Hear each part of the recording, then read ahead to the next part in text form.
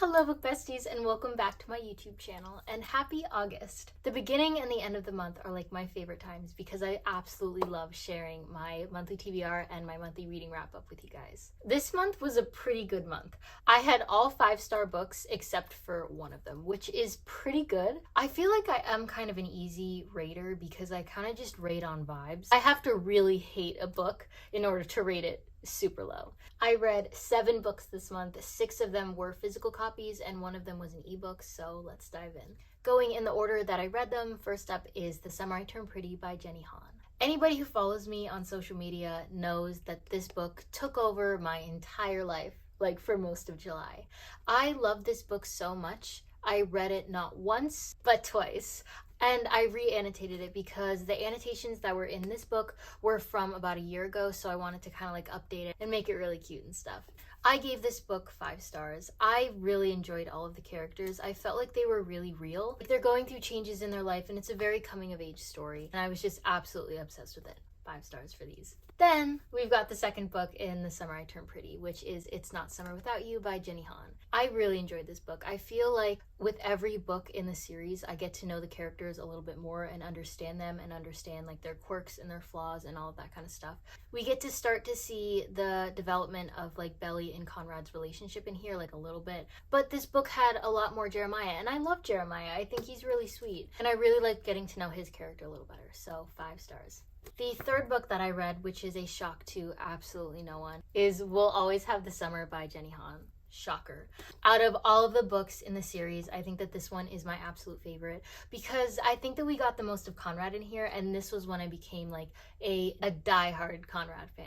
I am still thinking about this series. I want to reread it, but I want to read other books too, so 5 stars for this one. I then read Unnecessary Drama by Nina Kenwood, and this was really surprising. I really enjoyed this one. I also gave it 5 stars because it just had me giggling and like squealing and kicking my feet, and it was just such a cute story. So Brooke is a pretty uptight and anxious person, and she likes everything to be so.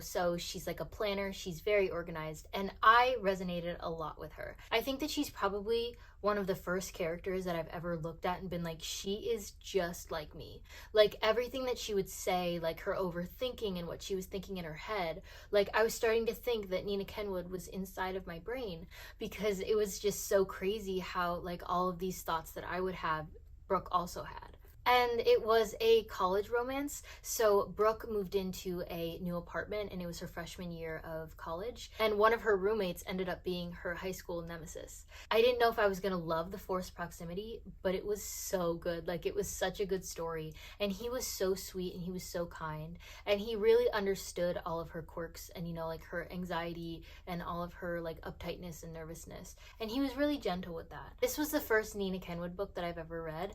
And I cannot wait to read more of her books because this one just made me feel so seen. I just want to see what her other books are about. 5 stars for this one. Then we've got Divine Rivals by Rebecca Ross.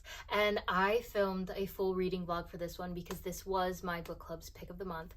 If you wanted to check that out, I will link that in the description box down below. I absolutely love this one. This is probably one of the best books that I've read all year. A lot of the book was Iris writing letters to kind of a mysterious person that she didn't know, but all along it was her rival at work, Roman. So they were writing to each other, and while they were writing to each other, they were really vulnerable in everything that they were saying. They were so raw and they were so real with one another. I started tearing up when I was reading the letters because they were just so kind to one another, even though they didn't like each other in real life. A majority of the book, I felt myself waiting for this big reveal. Like I was waiting for Roman to reveal to Iris that all along it's been him. I do feel like it went on a little bit long. I enjoyed waiting. I enjoyed like trying to like figure out how he's gonna like reveal this to her. But regardless, I absolutely loved it. So yeah, 5 stars for this one.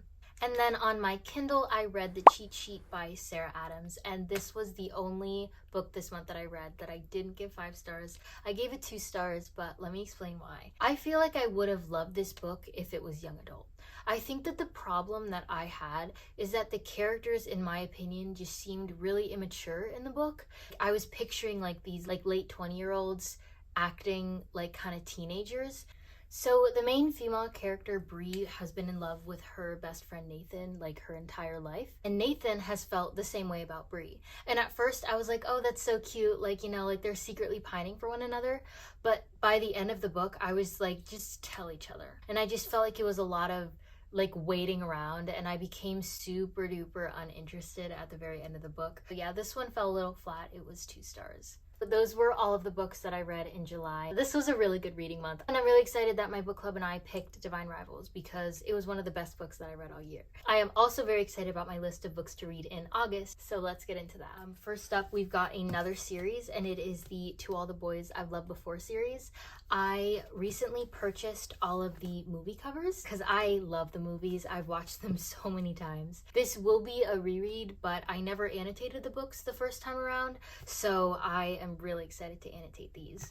Then we've got Instructions for Dancing. This one is by Nicole Yoon, one of my all-time favorite authors ever, and I already started it. I am a little more than halfway through this book, and I'm loving it so far. It is a super short and easy read so far. I think that I'm either going to finish it later today or tomorrow, but it's just been really enjoyable, and Nicole Yoon always is able to tie a lot of heartbreak into her love stories, so I'm really excited to finish it. Then the last physical book on my TBR for August is Love Theoretically by Ali Hazelwood. My book club, Heartfelt Hands Book Club, is reading this one this month. I am so excited. And this is the Barnes & Noble exclusive edition of this book, and the Barnes & Noble exclusive part, she matched every single chapter of this book with a Taylor Swift song. I don't know if you guys could see that, but it is so exciting. This is probably, I want to say that this is one of my most anticipated reads, but my most anticipated read, I'm going to tell you about it. I'm going to read Binding 13 and Keeping 13. I have seen so much hype about this book on Book Talk. For the longest time, I avoided it because I thought that it was like really spicy. I kind of thought that it was an adult romance, but it is a young adult book, and I've heard that it is absolutely heartbreaking. I am so excited. Then I'm going to read Love on the Brain by Ali Hazelwood. I have also already started this book. I started it with my friend Savannah. Again, Ali Hazelwood, I feel like she's becoming one of those authors that is like one of my go-to authors. I want to read Six of Crows and Crooked Kingdom. I already started Six of Crows, and it is so good so far. I wasn't sure if I was supposed to read Shadow and Bone first, but Six of Crows always kind of interested me a little bit more, so I'm going to start with that one and then read Crooked Kingdom when I'm done.